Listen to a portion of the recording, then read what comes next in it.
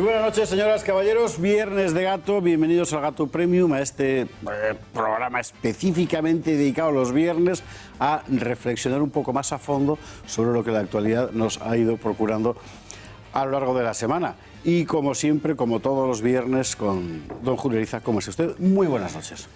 Qué gusto. Ay, y que ojalá fuera como todos los viernes. Hay algún viernes que no he podido y pido disculpas. Hace falta un carácter muy especial para, con la que está cayendo en Madrid, asistir a un plato de televisión con la chaqueta de ¿cómo se llama? Felipe González. Maquel, no, un trampero que había en una serie de televisión de los años 80 o así. ¿Sí? Entonces te faltan los flecos. ¿Bonanza o...? No, hombre, no, un poquito posterior. En fin, estamos ya mayores, pero no tanto. Bueno, esto de la risa, sobre todo, es para suavizar, es decir, para poner en un contexto mínimamente amable lo que está pasando en el país, y no tiene ninguna gracia. Yo querría empezar por algo que me toca la fibra particularmente. Yo sé que Julio Ariza también. Abres el periódico esta mañana. Bueno, abres el periódico, como todos miramos, por los iPads, los ordenadores, los tal, porque se abren así los periódicos ahora. Y la OCDE nos dice que la economía española necesita reformas estructurales urgentes. 2. Estará pensando usted, hombre, eliminar las subvenciones esas que dice el Tribunal de Cuentas, no, para nada. Dice, hombre, rebajar el gasto autonómico, que es... no, para nada tampoco.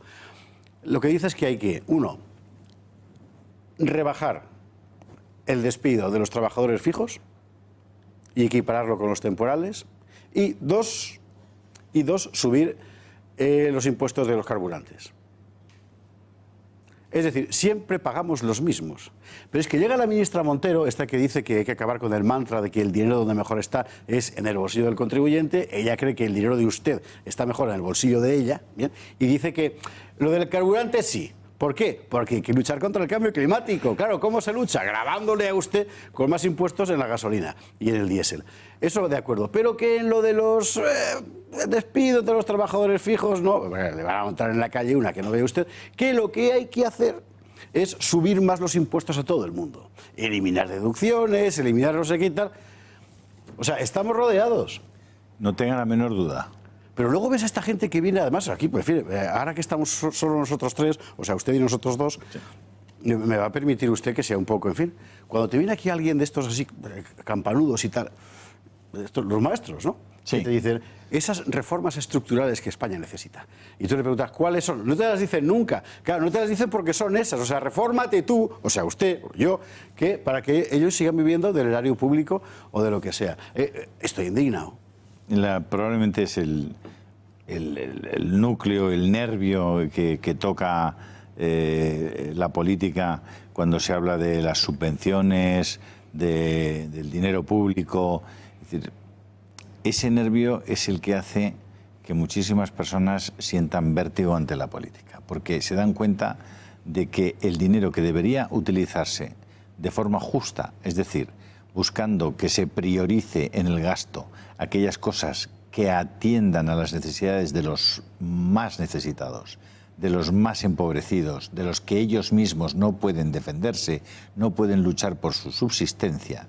Resulta que ese dinero se está dedicando a un montón de temas que son completamente superfluos y por tanto se está utilizando injustamente. Cuando se habla de precariedad laboral, te das cuenta de que la izquierda se llena la boca hablando de precariedad laboral y actúa allí donde tiene que actuar él como sujeto, es decir, en las empresas públicas o semipúblicas, en los sindicatos cuando les toca despedir a gente o en los partidos cuando tienen que hacer un ERE, se comportan mucho peor que aquellos comportamientos que critican. Esa es la verdad. Yo rebatiré una cuestión. Venga. El calificativo de superfluos. Porque el problema es que para ellos no son superfluos. Es el tipo de gasto que permite mantener el sistema. Aquí estamos contando todas las semanas, por cierto que muy pocos más medios lo hacen, y por algo será, el escandalazo que está sacando la Junta de Andalucía todos los días, con el gobierno nuevo. Pero todos los días, ¿eh? Y bueno, ves cosas asombrosas. Es decir, 1.000 millones de euros, de los que el 99%, cantidades astronómicas, van a pagar sueldos de clientela. O sea, ese dinero no lo ponen los andaluces, como decir, haciendo así, y sale, y brota, ¿no? Nos lo quitan a todos. Forma parte de la gigantesca presión fiscal, del gigantesco esfuerzo fiscal, para ser más precisos, que sufrimos los españoles. Y al mismo tiempo nos están diciendo que no hay dinero para las pensiones, que no hay dinero para equiparar los salarios de la policía con los mozos de escuadra, que no hay dinero para tal y para cual. Y el estado de las autonomías, o mejor dicho, las redes clientelares a las que ha dado lugar, se está llevando una corriente, claro, que es la que hace que esta gente viva de eso, de la profesión. Ese es el gran problema, porque claro, para ellos no es superfluo, para ellos es vital. Claro. ¿Es superfluo para quién? Perdónenme, para el pueblo. Claro. Es que es lo que está pasando en Francia, es eso. Sí. Si ha habido chalecos amarillos es por esa razón, porque la gente que está viviendo en una ciudad del interior, yo qué sé, en Dinan, ahí arriba, en Bretaña y Normandía, y que vive de una explotación agraria, imagínese usted, por cierto, van salen a suicidio diario en el mundo agrario francés, que no es ninguna broma. Bueno, ¿esto qué es? O sea, ahora yo tengo que pagar con mi depósito de gasolina tu lucha contra el cambio climático. Hombre, no me fastidies. Y engañando, porque hablan, por ejemplo, estos días mucho de Madrid Central y de la enorme contaminación que suponen los vehículos que no sean obligados a no pasar por determinadas zonas. Bueno, eso es mentira. Eso simple y llanamente es mentira. Porque la contaminación lo que ha hecho es desplazarse de unos barrios a otros. Y hay algo muchísimo peor que se oculta, y es que solo el 17% de la contaminación, en este caso de Madrid, procede de los coches. La más importante contaminación procede de las calderas. Sí.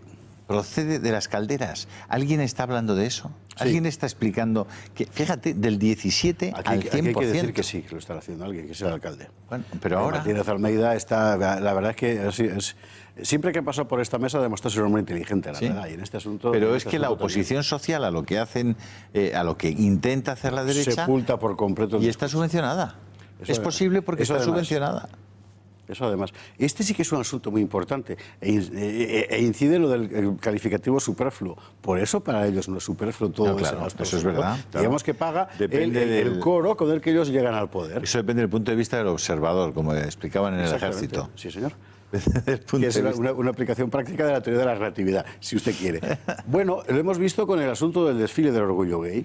Es decir, si algo ha quedado de manifiesto con toda la polémica posterior es que efectivamente aquí no se trata de celebrar la reivindicación de un derecho a una orientación sexual específica, que eso hace muchísimo tiempo que quedó atrás, e incluso es lo de menos, que aquí de lo que se trata es de montar una gran algarada política.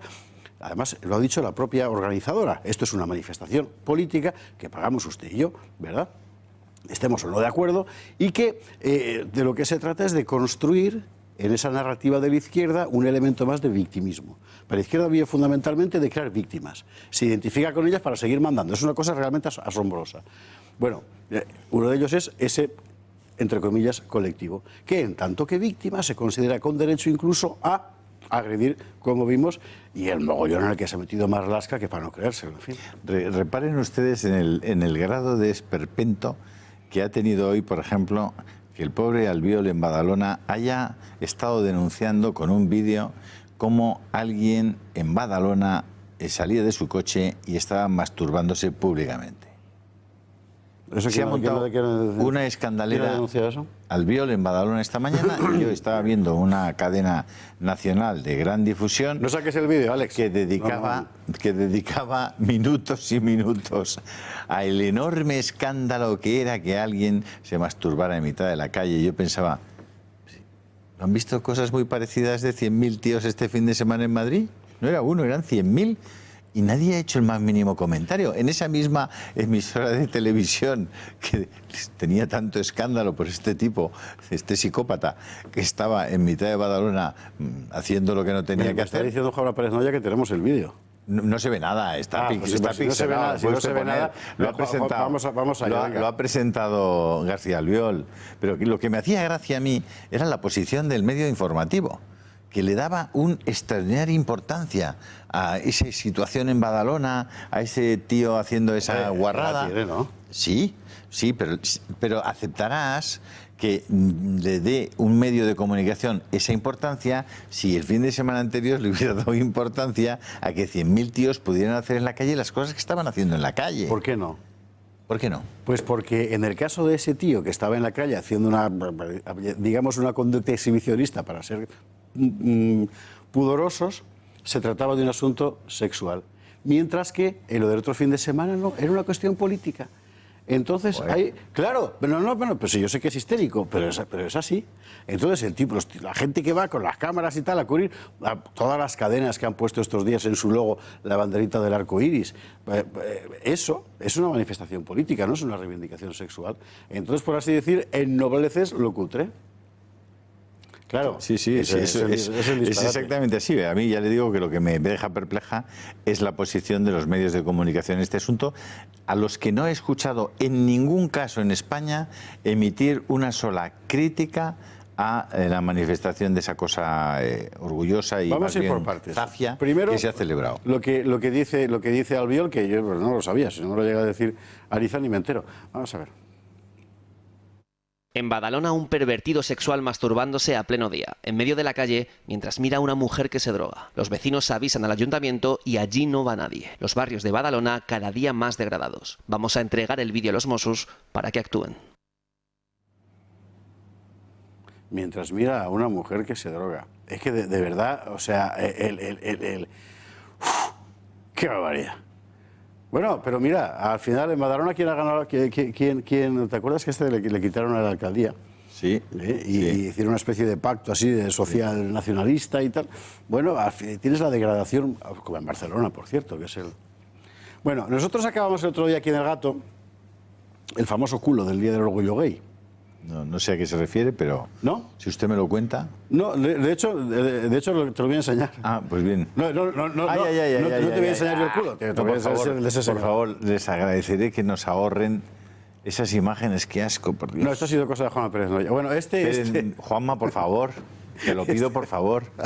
Ahorranos esa Juanma. cosa asquerosa. Bueno, esto ha sido, claro, era una de las pruebas de cargo, por así decir, que sirvía a Ciudadanos para denunciar el carácter agresivo, ciertamente agresivo, de aquellas jornadas. No lo sabían Ciudadanos todavía, ¿no? No llevan esto es otra 10 guerra. años Esto de... es otra guerra. Lo llamativo es que se ha descubierto que este chico, el gorrino, el del tal, es que en mi pueblo los gorrinos se cogían así. Sí. Es que tiras las patas para abajo para que no te muerdan. Bueno, sí, claro. Me va a morder, que no sabe usted. Cuenta Camilo José Cela, en la familia de Pascual Duarte, por ejemplo, que uno de los protagonistas, un niño, un gorrino le había comido la oreja. En fin, estas cosas de los pueblos. La familia de Pascual Duarte. Que sí. Vale. Este resulta que es un militante socialista asturiano. Por favor. Y tuvo un cargo incluso, en fin, dentro del tal. Bueno, es decir, insistimos, más manifestaciones. Quítalo, porque es que... Por Dios. Muchísimas gracias. Es la elocuencia de la imagen. Tiene un vómito eso. Pues tiene un vómito como lo de Badalona, de Albiol, etcétera. Estas cosas nosotros no las sacamos para que la gente diga... ¡Oh! No. Es que resulta que esto es la normalidad nacional. Para que nos pongamos a pensar un poco dónde estamos llegando. Porque claro, es que ya no hay ni razonamiento en este asunto. Ninguno. Es decir, yo creo que tenemos que empezar a sensibilizar un poco. Claro, es verdad que cuando has golpeado muchísimo una parte de tu cuerpo y la has endurecido, la has encallecido, ya no notas, ¿no? ¿Por el culo de este lo dices? No, por favor. No, pero deberíamos fijarnos en mantener nuestra sensibilidad de seres humanos dignos y delicados, ¿no? Yo creo que por lo menos deberíamos intentarlo, es decir, asombrarnos todavía de las cosas de las que vale la pena asombrarse y extrañarse de las que hay que extrañarse, porque no son razonables, ¿no? ¿Hasta qué grado de alienación habremos llegado para que cosas como las que acabamos de ver puedan considerarse normales, socapa de una determinada, en fin, presentabilidad política? Tanto las unas como las otras. Y esto me parece que es lo que hay que subrayar. Es decir, ¿es posible hacer las cosas de otro modo? No, es necesario hacer las cosas de otro modo porque esto sencillamente es el envilecimiento general de una sociedad, que es lo que estamos viendo en España en los últimos años. Y por cierto, en España, y es verdad que no solo en España, pero en España de forma muy particular, porque en otros lugares hay más reacción civil que en España, por las razones que sean, que sería para entrar. Pero aquí la gente está domesticada hasta extremos realmente asombrosos. Hablando de domesticación, vamos a subir un poquito el nivel del tema de debate. ¿Te acuerdas del episodio tan bonito del zorro? Dice, domestícame, en Saint-Exupéry, en El Principito. Sí, señor. Preciosa historia, por cierto. No quería ir yo por ahí, por Saint-Exupéry, pero por otro francés sí que vamos, que es Vincent Lambert, que es este señor tetrapléjico que ha estado enfermero, 11 años en estado, eso, muy mal. Una gran polémica en la familia sobre si se le administraba o no eso que se llama muerte digna, los padres que no querían, la mujer que al principio no, pero luego sí, un sobrino que ha sido quien más ha promovido el que se le quitara la vida, disputa incluso en los tribunales. Finalmente, la semana pasada, un tribunal de última instancia admitía que se le podía suprimir cualquier soporte vital, y esta semana, el jueves creo que fue, finalmente moría. Es decir, se le daba muerte. Se le daba muerte. Vamos a ver lo que preparó nuestro compañero Miguel Gutiérrez sobre este asunto. Vincent Lambert ha fallecido tras 9 días sin agua y sin comida en el hospital de Reims. El enfermero de 42 años quedó parapléjico tras un accidente de tráfico hace 11 años y estuvo postrado en una cama desde entonces. En 2011 los médicos descartaron que su condición pudiera mejorar y en 2014 su estado fue descrito como vegetativo. Vincent no requería tratamiento médico. Respiraba por sí mismo, no sufría, es decir, no se estaba muriendo. La resolución judicial para dejar morir a Lambert no ha sido sencilla de conseguir. La familia ha estado dividida sobre este asunto durante años. Por un lado, estaban su esposa, 6 de sus hermanos y su sobrino, que optaban por dejar de alimentarle e hidratarle y así acabar con su vida. Los partidarios de mantenerle con vida eran sus padres y los 2 hermanos restantes. Los primeros aseguraban que Vincent dijo que querría morir si se encontrase en esa situación. Los segundos defendían que nunca dejó por escrito sus voluntades. Esta disputa provocó 36 resoluciones judiciales que finalmente acabaron con la vida de Vincent. La penúltima resolución, llevada por el Tribunal de Apelación el día 20 de mayo, obligaba a mantener con agua y alimento al paciente, ya que argumentaron la violación de la libertad individual por parte del Estado. Sin embargo, la última resolución por parte del Tribunal de Casación, tomada el día 28 de junio, consideró que el Tribunal de Apelación no era competente en el caso, por lo que el 2 de julio se dio luz verde a la retirada del sustento a Vincent. La muerte del enfermero no solo genera debate en la familia, sino en toda Francia sobre el fin de la vida. Hasta el propio Papa Francisco escribió un tuit lamentando su muerte.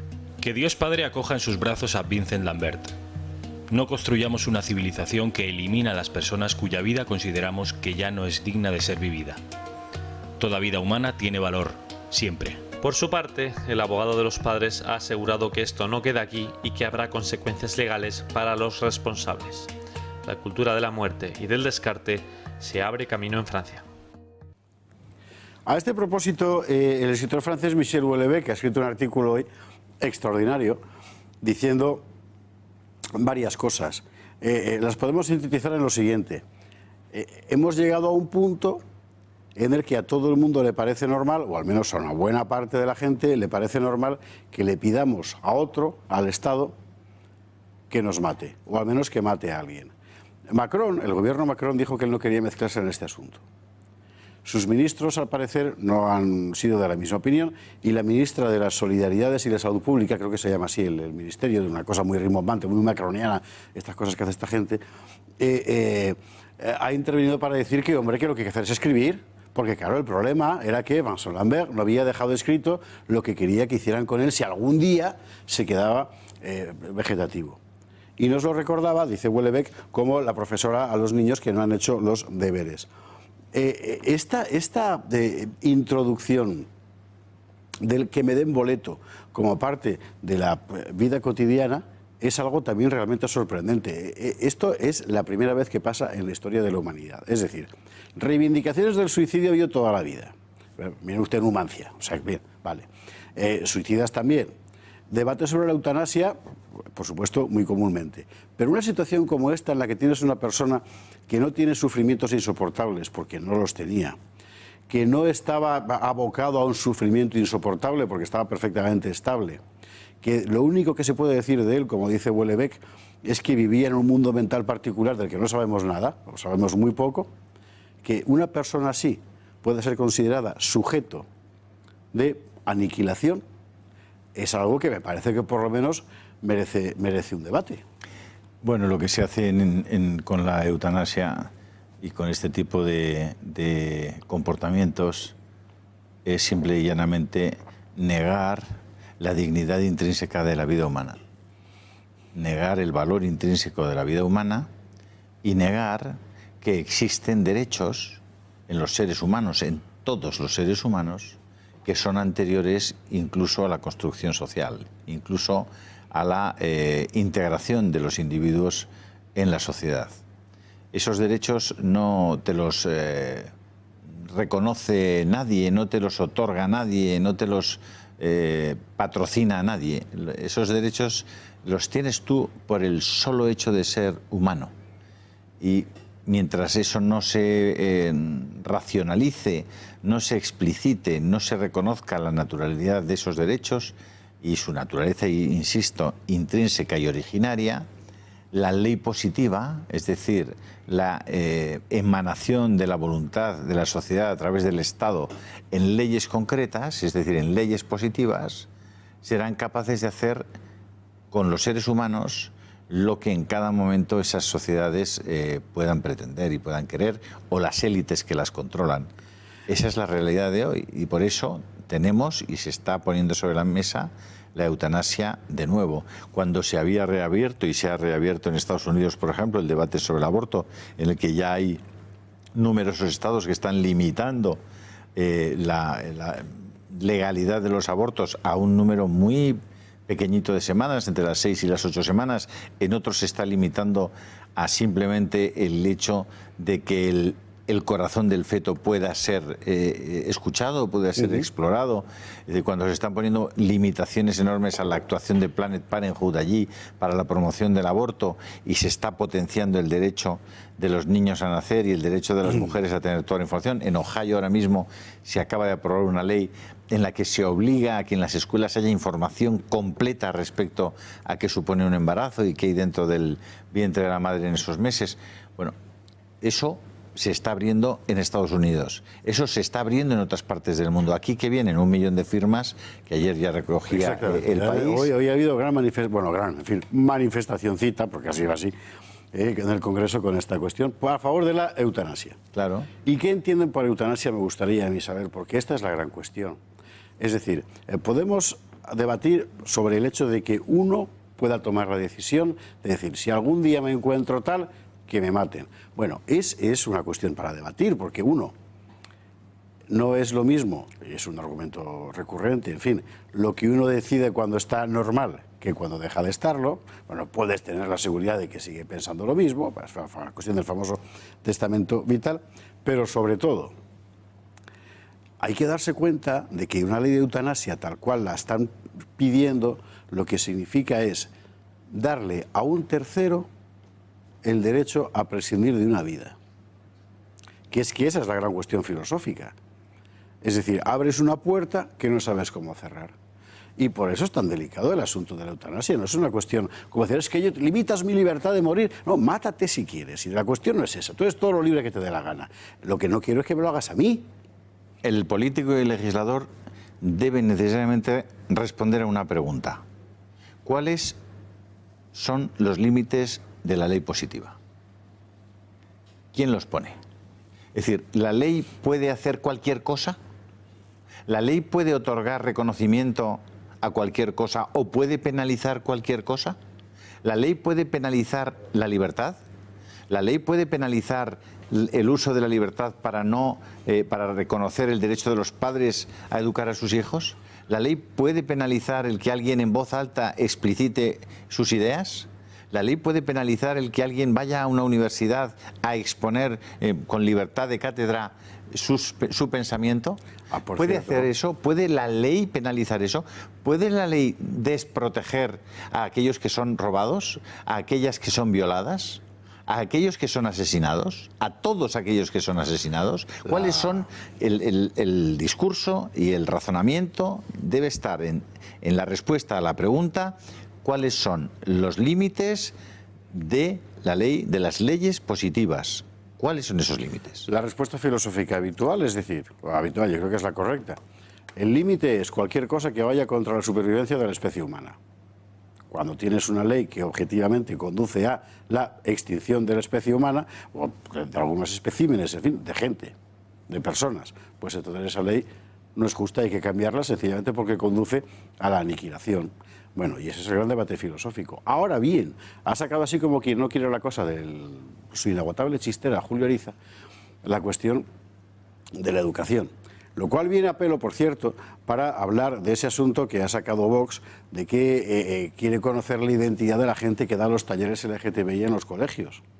Y se ha montado un follón formidable en los periódicos y hay un montón de gente diciendo ¡hala, qué barbaridad! Vale, párese a pensarlo 20 segundos. ¿De verdad usted no quiere saber la identidad de la gente que se habla con sus hijos en los colegios? ¿De verdad no quiere? Después de la publicidad me contesta.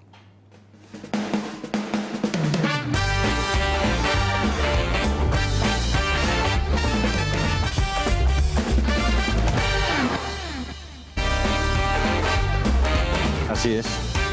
Este escándalo, ya ve usted, el escándalo ha surgido en Madrid. Hace poco fue en Valencia, ¿se acuerda usted? Lo contamos aquí en El Gato, porque Vox había pedido en las Cortes Valencianas que toda la gente que trabaja con chavales, con menores de edad, mostraran su identidad y su certificado de penales.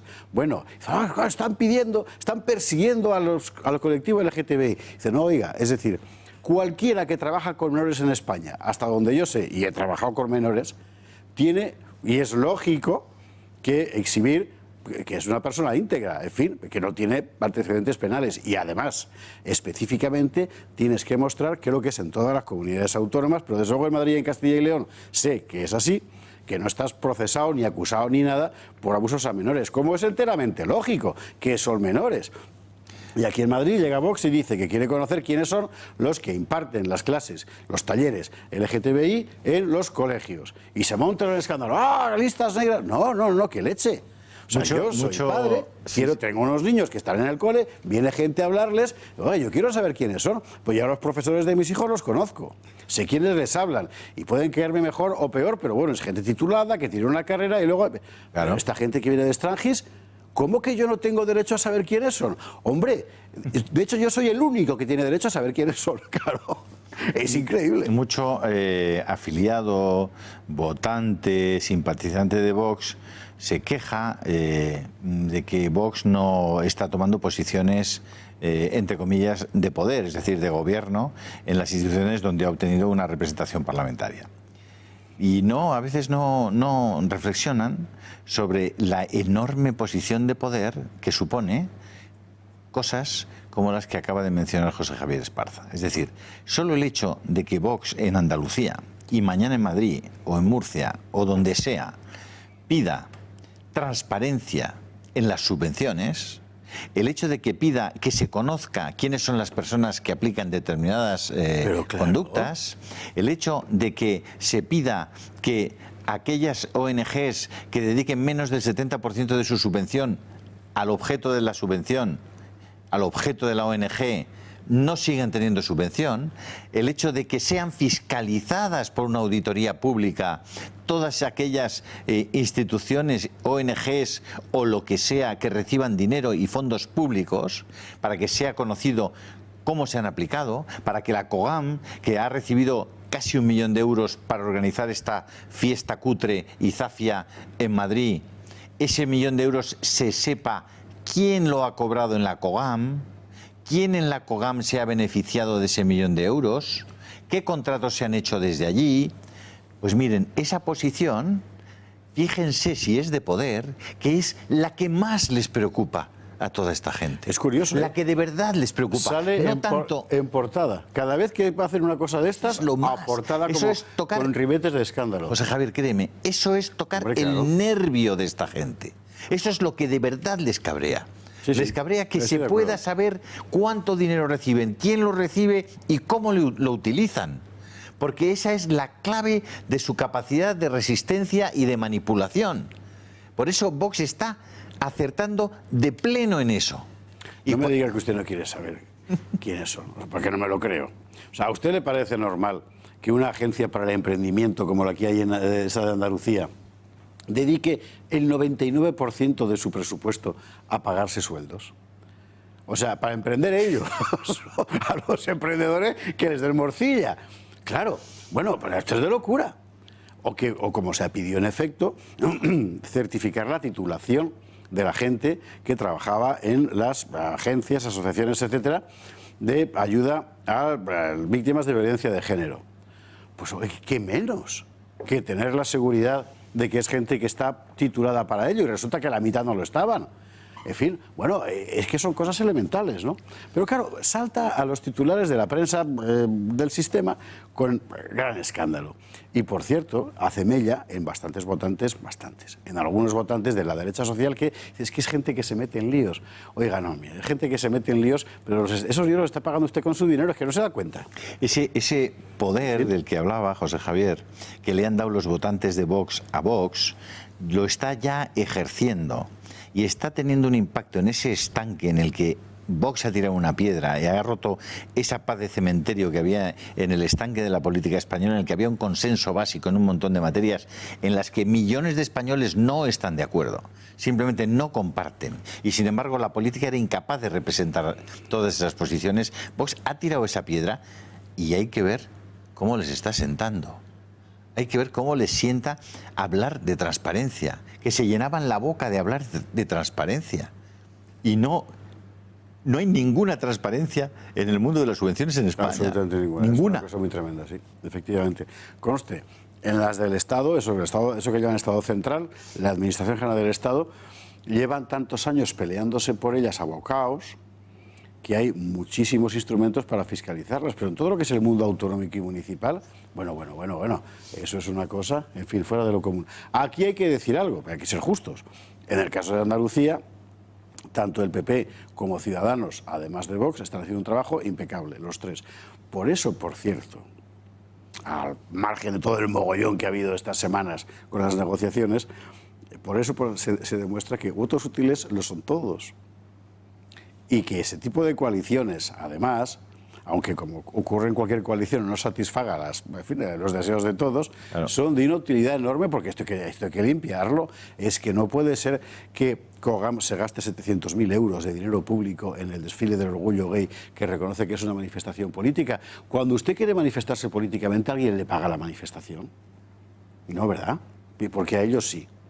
Bueno, este tipo de cosas, ¿no? Alguien tiene que abrir las ventanas de una vez. Y ahora que hemos hablado bien del PP, vamos a hablar mal del PP, un poquito por lo menos.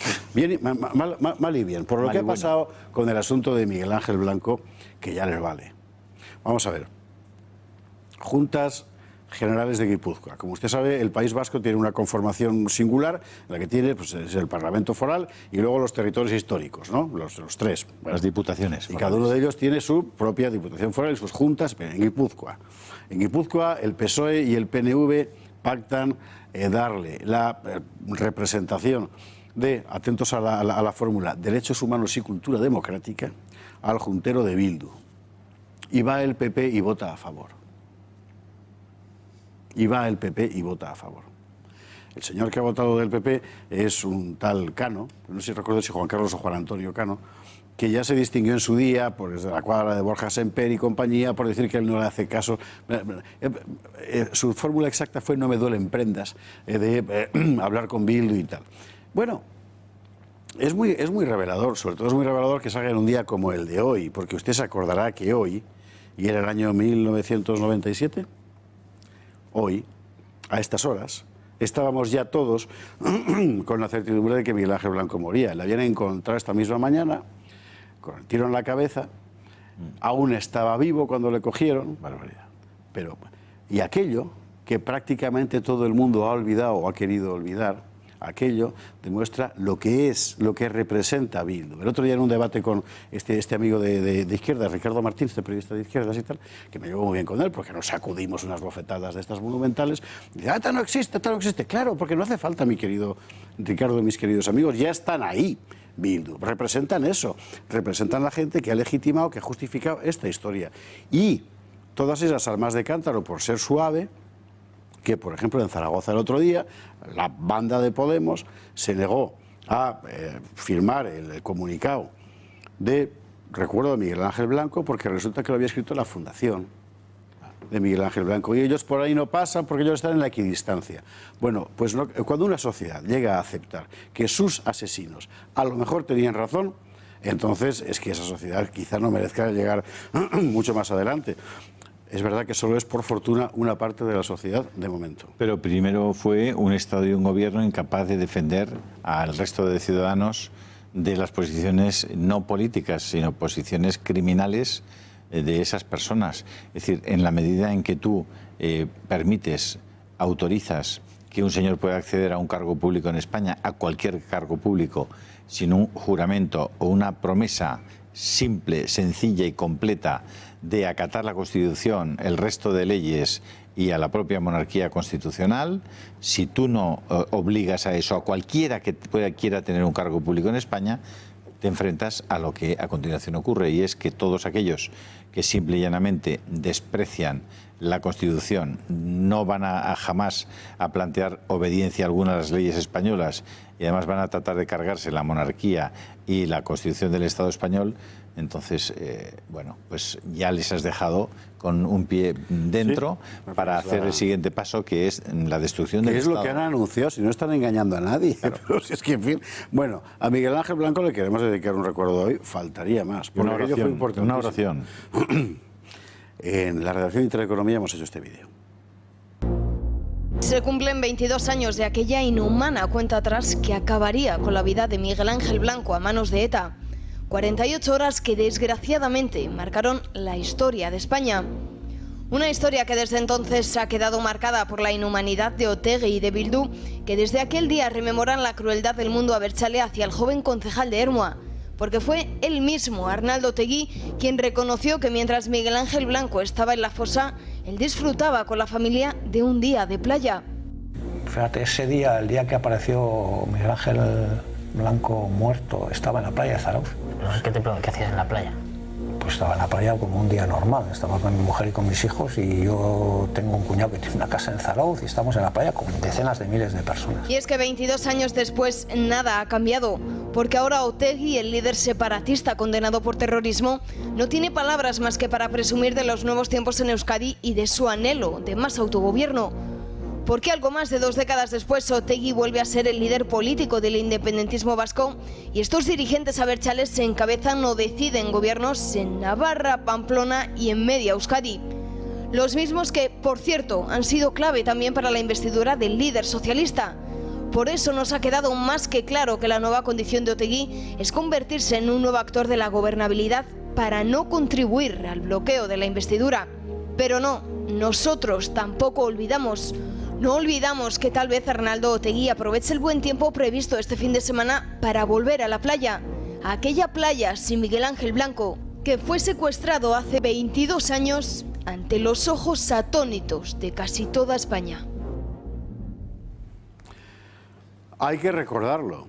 Es obligatorio recordarlo, pero una sociedad que no es capaz de recordar porque no quiere, porque tiene miedo, porque le resulta molesto, por lo que sea, que alguien la ha tenido con la pistola puesta en la nuca durante años y años y años, y ahora puede llegar a adquirir, tiene ya posiciones de poder y todo le parece bien, pues es una sociedad absolutamente enferma. Y es una cuestión de dignidad, no puede ser.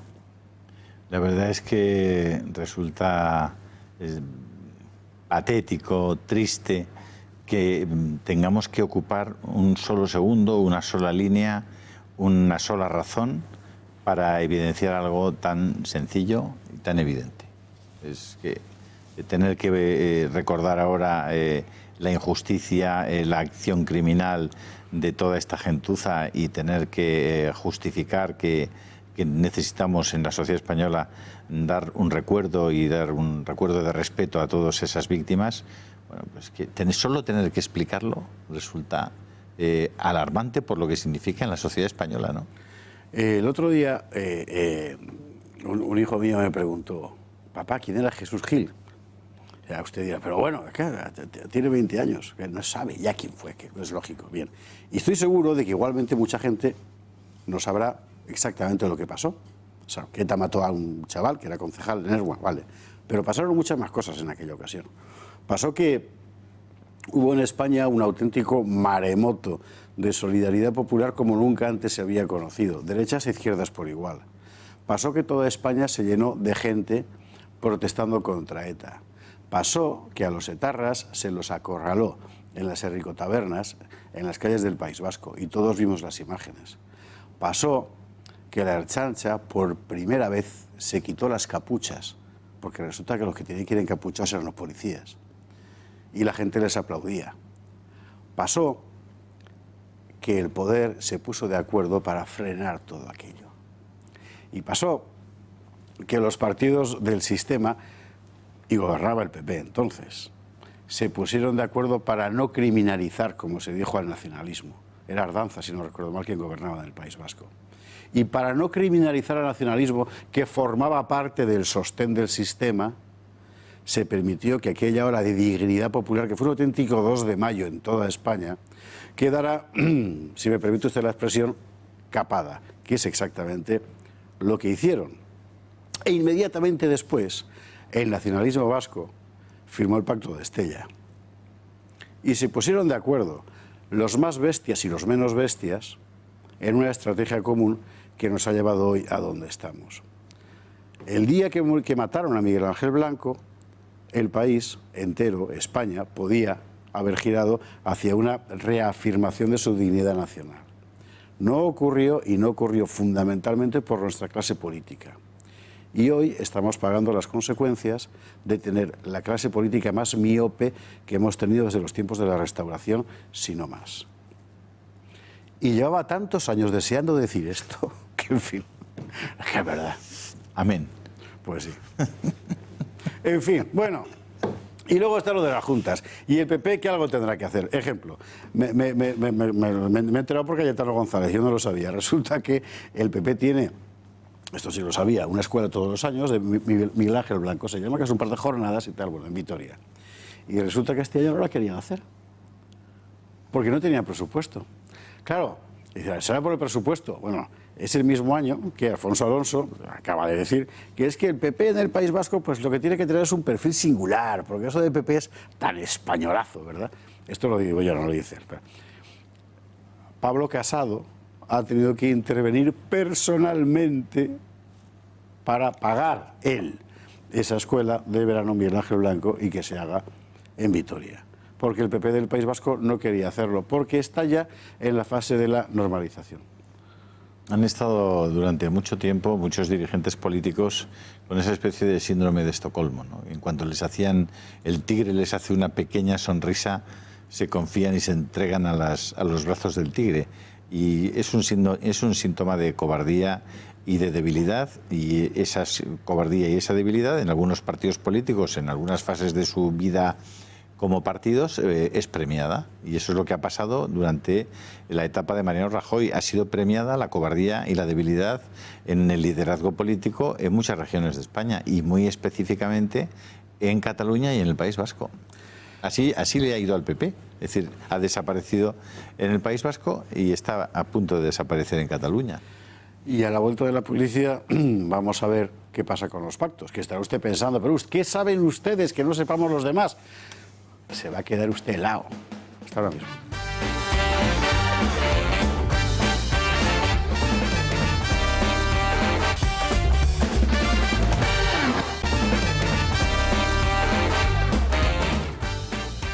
Le decía yo que se iba a quedar helado, os decía antes de la publi, cuando le contáramos qué sabíamos nosotros sobre los pactos que usted no sepa.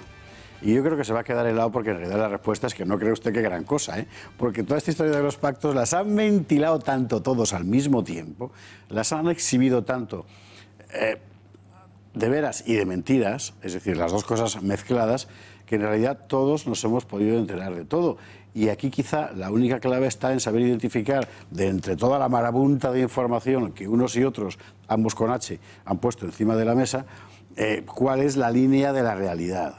Y la línea de la realidad es que estamos llegando a una posición en la que, en la cúspide, yo no creo que Sánchez vaya a gobernar con Podemos nunca, pero ha conseguido, como decía otro día Javier Venegas aquí, que Pablo Iglesias esté como el hámster en la rueda, ¿verdad?, sin dejar de girar. Y en la derecha, en eso que se llama la derecha, Vox, Ciudadanos y PP llegan a una posición de pacto posible sin sufrir demasiado desdoro de cara a sus respectivos votantes. Esta es mi impresión, pero seguro que Julio Ariza tiene más información que yo. No. Como se pasa el día con el móvil ahora. No. Bueno, usted también, ¿eh? Es decir, que nos informamos. Pues no tengo más información. Es que como soy de los convencidos que lo que no puede ser, no puede ser, y además es imposible, como dicen en Andalucía, pues lo que van a ser gobiernos de centro derecha en Madrid y en Murcia, ya está. Luego ya, pues vaya usted escenificando lo que quiera, pero al final van a tener que ser, porque lo contrario, simple y llanamente, es un suicidio para los protagonistas. Claro. Y una malísima noticia para los que les han votado. Por lo tanto, estoy convencido que eso va a acabar bien, la historia va a acabar bien, pero tiene que haber un procedimiento histórico en ese proceso que sea razonable para todos. Lo que no puede ser es que acabe bien, porque solo acabe bien para dos. Tiene que acabar bien para tres. Tiene que acabar bien para todos los votantes de esos partidos, no para algunos votantes. Y yo, como creo que no hay otra posibilidad, pues estoy muy tranquilo, la verdad. Y yo creo que les animaría a nuestros espectadores a que también lo estén ellos. Aquí decíamos al principio de esta semana, precisamente, hablando de la cuestión de los pactos, las negociaciones y tal, que bueno, nosotros en medios de comunicación estamos acostumbrados a la noticia que sale, que siempre es la bomba y que a los 30 segundos ha quedado ya vieja, y entonces cada cosa que va apareciendo, cada declaración que hace uno, cada tuit que escribe el otro, te parece un mundo. Pero que la realidad no es así. La realidad tiene una dimensión algo más amplia, ¿verdad? Y que conviene ver las cosas con más perspectiva. Y en esa perspectiva era evidente que la negociación tenía que ser, y que además tenía que ser así, inevitablemente, claro, porque aquí cada cual tiene que defender lo suyo. Ciudadanos no puede consentir que su voto sea semejante al de Vox, porque se le va la gente a Vox. Con lo cual tiene que dejar muy marcado que nosotros sí, nacionales, Constitución y Viva España, pero, o sea, progres, los que más. Claro. Pro aborto, pro LGTB, pro leyes de género. Lo que es el mundo Ciudadanos. Eso, Ciudadanos lo quiere todo y bueno. Oye, Vox tiene que decir, nosotros apoyamos, por supuesto, gobiernos de derecha, pero una honrilla. O sea, esto es Numancia y de aquí no nos bajamos. Y si quieren que les echemos una mano, por supuesto, pero que vengan y lo pidan, que menos. Y defender así sus votantes. Y el PP en lo que ha estado. Es decir, cualquier cosa que pase en la derecha tiene que pasar por mí, que soy la reina madre, que es como se ha puesto el PP, y la verdad es que les ha salido relativamente bien a los tres. Anoche debatíamos aquí, y Javier Horcajo no estaba muy de acuerdo, que había habido, Antonio Sutibón tampoco, por cierto, que había habido cierto desgaste. Yo, sinceramente, creo que en el medio plazo no. Hombre, ahora sí, porque los titulares son terribles. Creo que se desgasta muchísimo más la izquierda con lo que está pasando para formar gobierno.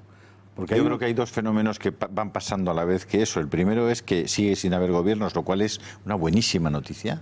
Esta mañana incluso daban la información de que había 26 proyectos de ley paralizados desde hace no sé cuántos meses, lo cual es una noticia todavía mejor. Lo asombroso es que no lo dice por ironía. Sí, no, lo digo completamente en serio. Creo que mientras no hay gobierno, las cosas están funcionando francamente bien. Ya esto está como Italia. O sea, no hay gobierno, mejor. No pasa nada, así no hacen leyes estúpidas, así no toman decisiones de gasto completamente innecesarias, así no se equivocan. Y después de lo que ha dicho la OCDE hoy, cuando uno dice, es que España tiene que adoptar las reformas estructurales que necesita. Si las reformas estructurales son subir la gasolina para todo el mundo, y la electricidad. Y la electricidad, exactamente. Y abaratar el despido de los fijos, pues casi mejor que no las tome. ¿Qué quiere usted que le diga? En fin.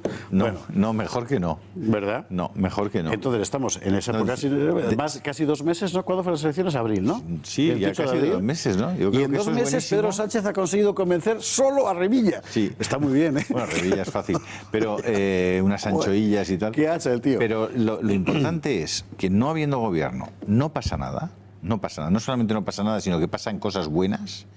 Y segundo, que el teatro político, lo que ellos creen que es un marketing político, es nefasto para los políticos. Es decir, degrada cada día su imagen.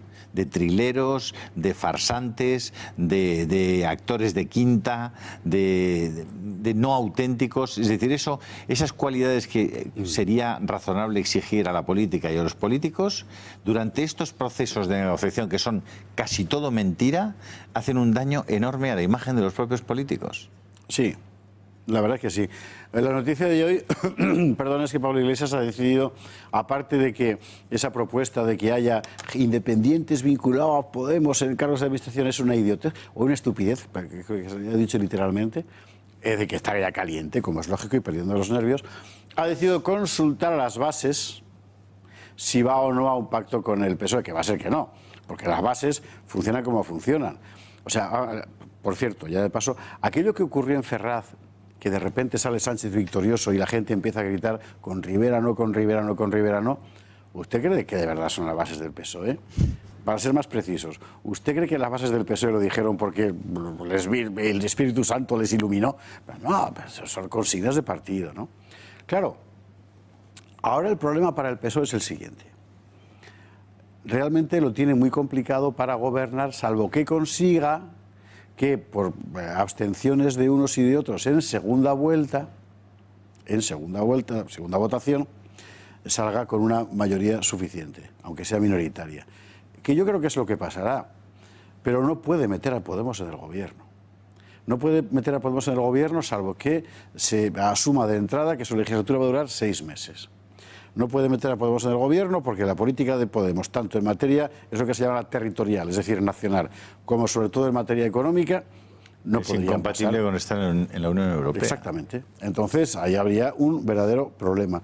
Y por otra parte, Pedro Sánchez, que también trabaja a largo plazo, como todos aquí, le están saliendo bien las cosas. O sea, usted recuerde que este hombre, después de haber montado la que montó en el PSOE, que le echó el PSOE a Pedro Sánchez, acuérdese, alguien le paga una campaña superferolítica y consigue que vuelva y que además mande y que además gane. Bien. Consigue que el expresidente del gobierno, Mariano Rajoy, en lugar de prestar una mínima resistencia, yo qué sé, en fin, dimitir, le entregue el poder en la mano. Cosa que, por cierto, algún día alguien escribirá como uno de los grandes misterios de la historia de España. Y a partir de ese momento, él empieza con 2 objetivos que a mí me parecen transparentes. Uno, neutralizar a la extrema izquierda, y la ha machacado. Y 2, y él está convencido de que puede hacerlo, domar a los separatistas. ¿Cómo? Poniéndose en la cabeza de la manifestación. Y es lo que está haciendo con Bildu, con Puigdemont y con compañía. Y ojo, porque a mí me parece que esto, en lo que buena parte del mundo económico le apoya, ¿por qué? Pues porque va a tranquilizar el corral, desde el punto de vista nacional, puede tener unas consecuencias gravísimas sobre los derechos de los ciudadanos no nacionalistas en Cataluña, País Vasco, Valencia, Navarra y demás. Así es. Así es. En Navarra ya está hecho el daño, está hecho sí, desde luego que sí. Una parte importante del daño, y vamos a ver cómo evoluciona el animal, ¿no? De entrada ya he visto, bueno, por ejemplo, que han retirado el recurso a la ley. Así es, efectivamente. Noticia de hoy, Enrique Calvet, por cierto, gracias, que me ha mandado el WhatsApp, que Calvet está a la que salta. Hoy se publica que el Tribunal Constitucional reconoce el desistimiento del Gobierno, o sea, que ha sido el Gobierno quien ha retirado el recurso contra la ley de víctimas policiales y no sé qué del País Vasco. Es decir, otra piececita en bandeja para Bildu y el PNV. No tienen vergüenza. Bueno, y si usted quiere que siga habiendo alguien que le diga aquí en la televisión española estas cosas, Club de Amigos de Intereconomía, es que no hay otra. Es que no hay otra. Estamos empeñados en ser la primera televisión del mundo que vive fundamentalmente de la aportación de sus espectadores. Para cualquier periodista es un sueño, porque es la independencia plena. No tener que depender de las eléctricas, de las gasísticas, de las telefónicas, de las subvenciones públicas. Aquí ya ve usted cómo nos han sacudido todos. Bueno, pero la independencia es eso. Y el banderín de enganche es el Club de Amigos. Sí, saben que es un gusto que cada vez que hacemos esta apelación, cada vez que públicamente les decimos a nuestros espectadores, acompáñennos, apoyen a esta televisión, apoyen este más que un proyecto, esta realidad de comunicación en España, pues muchos de ustedes cogen su teléfono y nos llaman. Bueno, estamos avanzando muy en serio en ese objetivo que les decía José Javier Esparza. Yo espero, cada vez que les comento esto y que José Javier lo hace, tratar de convencer a unas pocas personas más de que hagan esa llamada, de que estén con nosotros y de que se gasten una pequeñísima parte de su presupuesto para ocio, para entretenimiento, en que esta casa pueda seguir hablando en libertad y pueda seguir manteniendo a sus trabajadores y manteniendo sus activos, manteniendo los instrumentos que son necesarios para que una televisión llegue a las casas de todos ustedes. Bueno, pues si pueden llamar hoy mismo, esta noche, mañana por la mañana, al 916162464, esa llamada queda registrada y les serán devueltas las llamadas por orden de llegada a partir del lunes por la mañana. Pero, Insisto que es muy importante que hagan las llamadas ahora para que queden ya registradas para el lunes. Y lo vamos a conseguir, Esparza, lo vamos a conseguir. Y vamos a conseguir además acabar a tiempo, que ya está con el hacha del tiempo en el CIMEDIC. Nos quedan 15 segundos de programa. Este fin de semana, entrevista con Santiago Abascal en Intereconomía, la ha hecho él, sabrá lo que hace. Mañana a las 10:30 de la noche. La voy a ver atentamente para luego reñirle, que es la cosa más divertida de este programa. Sí, lo hace además casi siempre con razón. Buen fin de semana, muy buenas noches. Y recuerden, Santiago Abascal aquí mañana. No, Julio, adiós.